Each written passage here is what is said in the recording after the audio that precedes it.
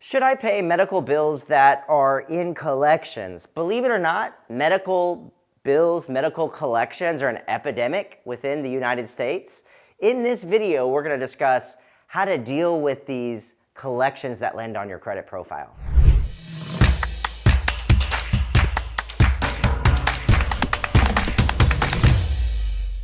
In this video, we'll discuss some facts that are actually quite shocking. We'll examine the reasons that medical collections land on a person's credit profile in the first place. I'll go over some insider tips on how to deal with this debt, and then we'll discuss new ways and new laws that are coming into play to deal with this medical collection issue. Did you know that the CFPB, the Consumer Financial Protection Bureau, says 1/3 of all U.S. people that have credit profiles have collections on their credit profile, and over half of those collections are medical. So why is this happening? I see this so consistently across almost everybody who has had credit challenges. The main reason this is happening is because people go to their medical provider and they usually have insurance. They go to their medical provider and they see their doctor. The doctor recommends that they do several tests. Let's say they do some blood work, they get an x-ray. When the person leaves the doctor's office, they pay for that visit. Let's say that it was included in their insurance plan. They get one sick pay visit.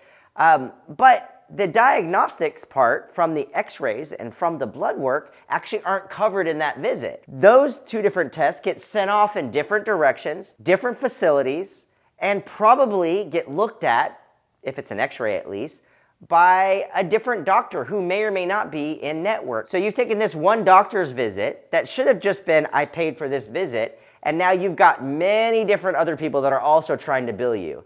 That is mostly how medical collections end up on people's credit. So that same person that went to that doctor, they paid, let's say, they paid $150 for that visit, or if it was included in their insurance plan because they had their one sick visit, they didn't pay anything at all. They receive medical bills after that from the facility that ran their blood. They receive another medical bill from the x-ray place, the x-ray technician, and possibly the doctor that looked at the x-ray, and they're going to completely disregard those bills. They're going to say, wait a minute, this is covered in my insurance. I had a sick pay, or I've already paid the doctor's visit. They're going to completely disregard those bills, and they might even get second and third notices and disregard those bills. And then before you know it, you have a collection that lands on somebody's credit. Very common type situation. I've had similar situations like this happen to me. I have a 2-year-old who was actually premature, and he spent some time in the NICU. And during that time, there were several tests that were ordered from him that my insurance company decided that they were not going to cover. And I got bills for those procedures that the insurance company refused to pay. Now, I do open up my junk mail. I do look through that stuff. I do look at insurance explanation of benefits, but I'm one of the rare ones that do that. I was able to catch that. I was able to call the insurance company and verify they weren't going to cover it. And then I was able to call the facility that ran the test, which was not at the hospital, and work out payment arrangement with them for those tests. That's a pretty odd situation, right? I have insurance. The doctor orders a test. Why my little premature son is in the hospital, and he's being denied coverage by my insurance company. There's a lot of different reasons why these medical collections end up on people's credit. I could go through dozens of more scenarios. It's an absolute mess. But hang out with me, because towards the end of this video, I'm going to talk about some laws that go into place that are going to change everything. But before we get into how to deal with medical collection and the new laws that are coming into play, before we get into that, please like my video and subscribe to my channel.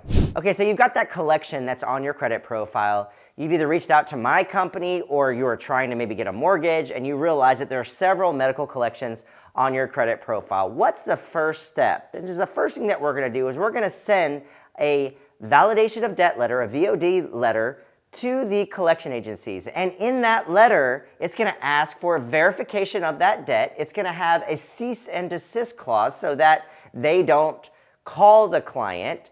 And then it's going to specifically dispute the account from the date of inception. Now, the reason that we're including all three of those things right from the get-go is because, first of all, the client never knows who that third party is that's trying to collect on behalf of whatever medical facility. Usually these third parties are completely independent of the medical facility. So it is valid to say that I have no knowledge of this account. I've never done business with this company before, and I'm going to dispute it directly with the collection agency. After you do that, you also want to dispute it with all three bureaus.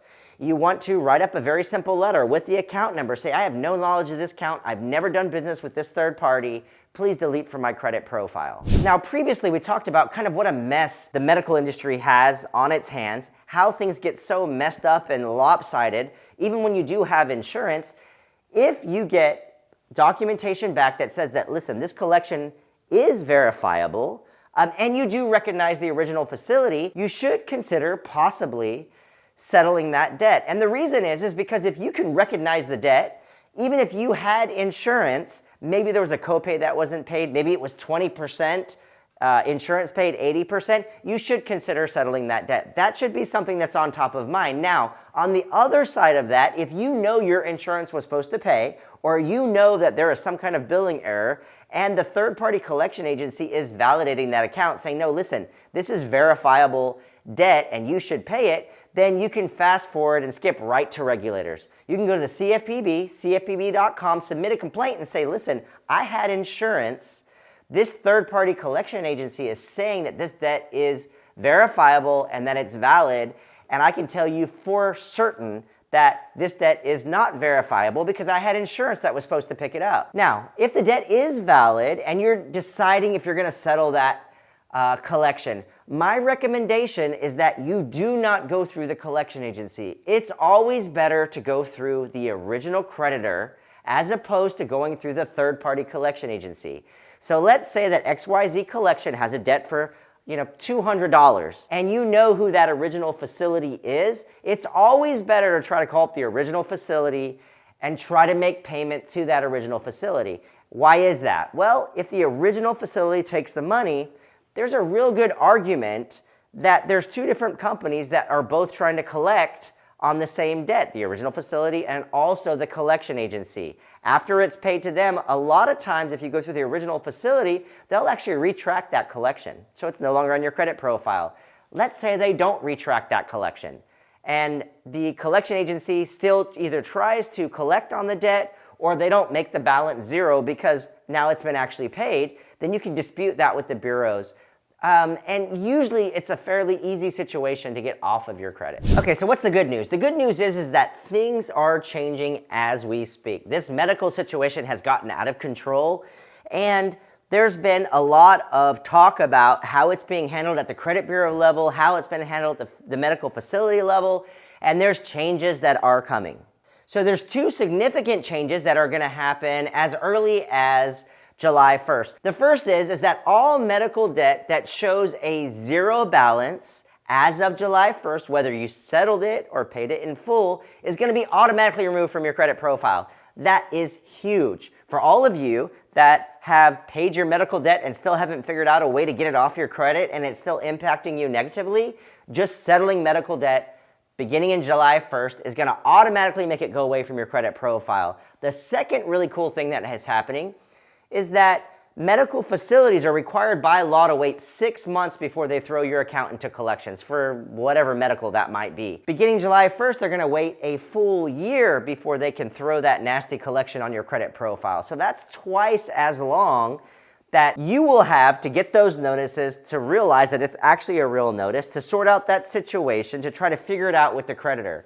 Quite honestly, they have a 6-month window right now before they can report it to your credit, but I know for a fact that happens a lot sooner because I've seen medical bills from clients that show they did something 3 months ago and it's already on their credit. So this whole situation is going to be reworked and I'm very excited about it. Now there's one final thing that's coming into fruition. Sometime mid-2023, any medical collection that's under $500 will not be allowed to report to your credit. That is amazing. A vast majority of medical that I see on people's credit is from that lab work, copay that wasn't paid, or as I mentioned previously, the x-ray, these little bitty things that absolutely decimate credit. So again, beginning next year, in the middle of 2023, this new law is going to go into place that if you have medical under $500, it is not allowed to be placed on your credit profile.